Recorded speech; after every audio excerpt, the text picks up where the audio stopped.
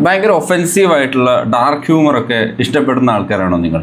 അങ്ങനെയാണെങ്കിൽ നിങ്ങൾക്ക് ഇഷ്ടപ്പെടാൻ സാധ്യതയുള്ളൊരു സീരീസാണ് it's always sunny in Philadelphia എന്നുള്ളത്. One of the longest running സീരീസാണിത്.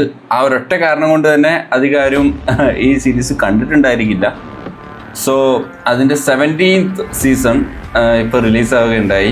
So let's just review it's always sunny in Philadelphia season 17.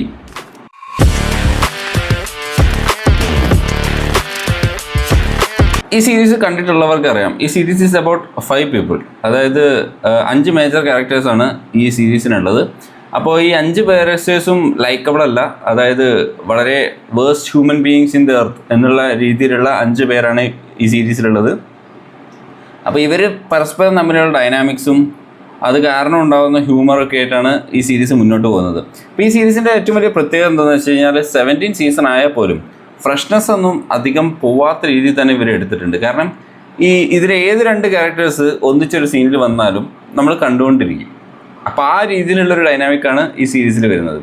പിന്നെ ക്വാളിറ്റി ആസ് എ ഹോൾ വലിയ സ്റ്റോറിയൊന്നും എക്സ്പെക്റ്റ് ചെയ്ത് കാണേണ്ട സീരീസ് അല്ല.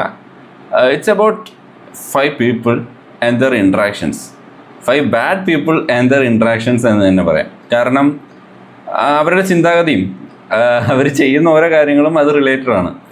അപ്പോൾ സോ അതുകൊണ്ട് തന്നെ എന്താ പറയുക, give it a go if you like offensive jokes. കാരണം അത്യാവശ്യം നല്ല ഒഫെൻസീവ് ജോക്സ് ഉണ്ട്. If you get hurt by offensive joke, stay away from it.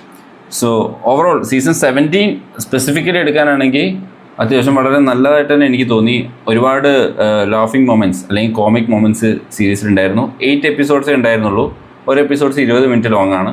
So I think you can give it a go, give it A watch.